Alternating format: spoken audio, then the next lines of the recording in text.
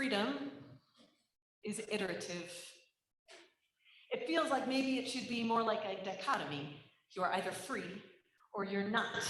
Like freedom should arrive in our midst as an irresistible force.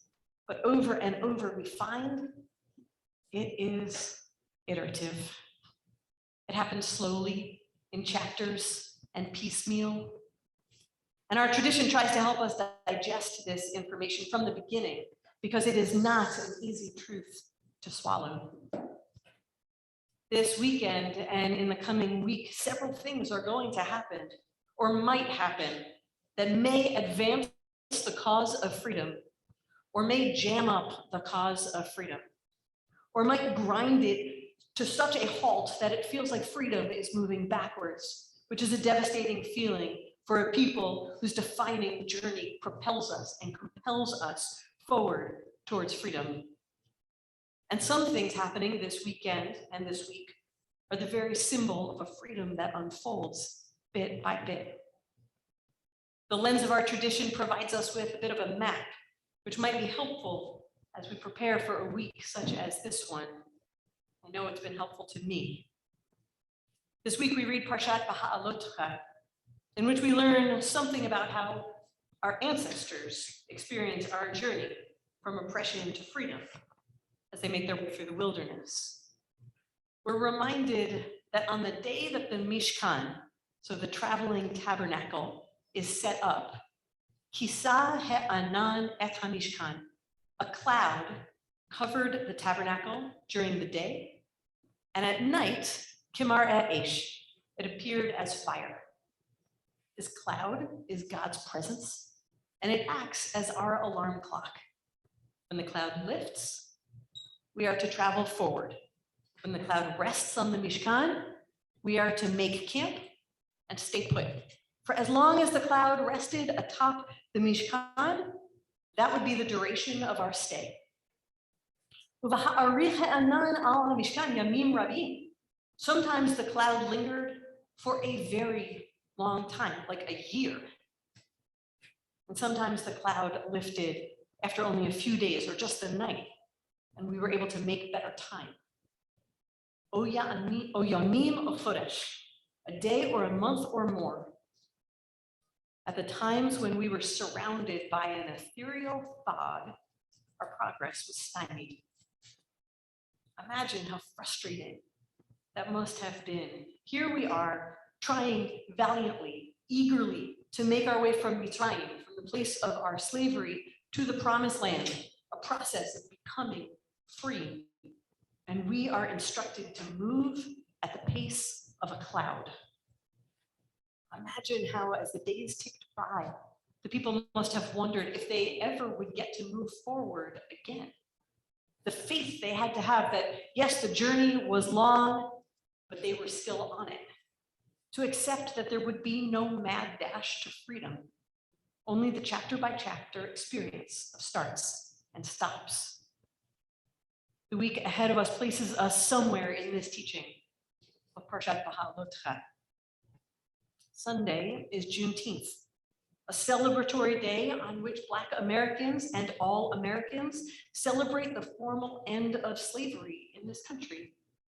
Only made a federal holiday in 2021, Juneteenth has been celebrated since 1865, the year that federal troops rode to Galveston, Texas, to declare all enslaved people to be free, a high point where the cloud had lifted and our nation pressed on towards freedom. And also, Juneteenth is a symbol of the very iterative nature of becoming free. Why? Because the cavalry had to ride to Galveston, Texas, because the Emancipation Proclamation had been issued 2 years earlier, and Texas slave owners had neglected to tell 250,000 enslaved people that they were in fact free. The march towards freedom did not and does not happen all at once. A stain on humanity slavery has been in this country, and how gut-wrenching it is to know that for the sake of greed and power, free people continued on under the thumb of oppression, even as elsewhere the cloud had lifted. And the iterations of this march continue.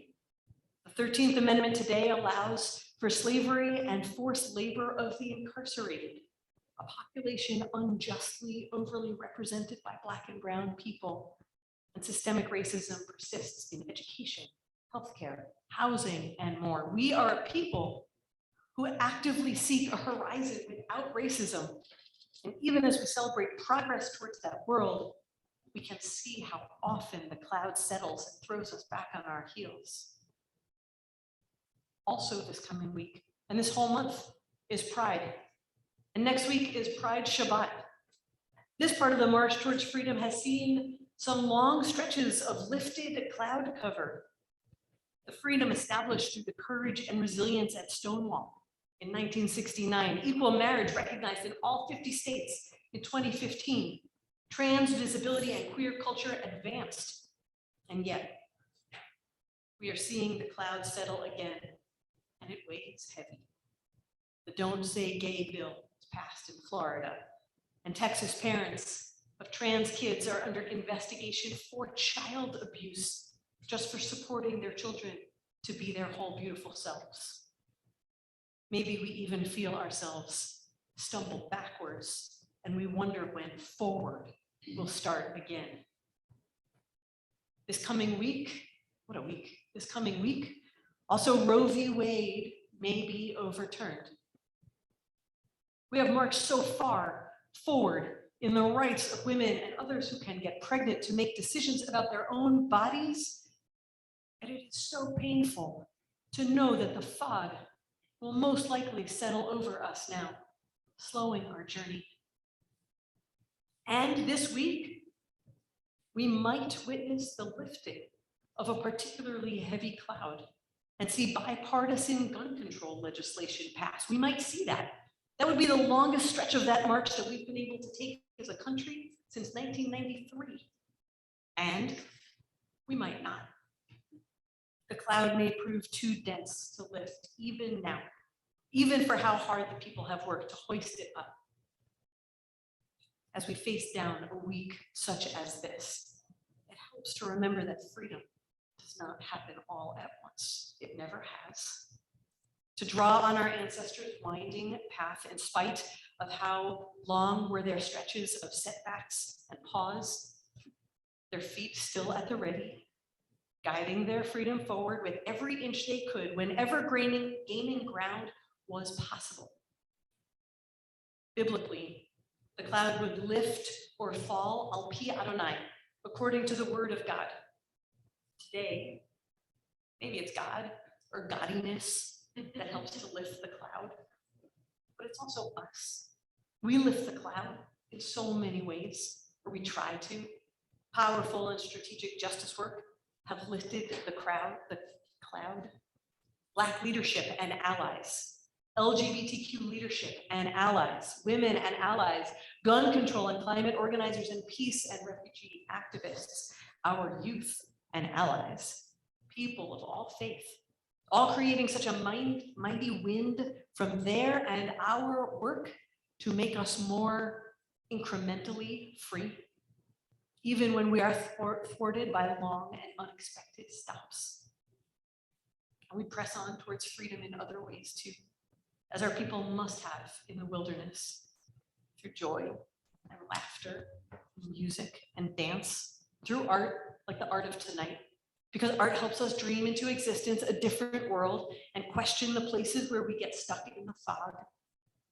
We are not only captives of this cloud, even though on some days it might feel that way. And when we are most stuck on the longest stretches of lingering encampment, it helps to remember that our text gives us one more sign, one more tool. By day, stopping is a cloud, which can obscure our vision. But by night, remember, Kimara Esh, it is a fire. When it is darkest, the potential to become free is a fire, raging inside of us, lighting the path, reminding us that the next step towards freedom might be as soon as tomorrow. And if it's not, then we will burn hotter until it is. A fire lighting up the night so that even in our setbacks, we can still dance and sing and find warmth. A fire so that even if we still await the cavalry, even if we are still just becoming the cavalry, we can still see each other in the flames that light the faces of our neighbors, our fellow travelers, our friends, and our journey partners. Such a leg of the journey as we are on this week and this weekend, I pray. May the clouds lift for us this week in so many ways. May we journey far before we are called to pause again. May we not lose our hope or our way on our iterative march towards freedom. And at the times when all we can see is fire in a dark night, may it light us up and ready us for what is next.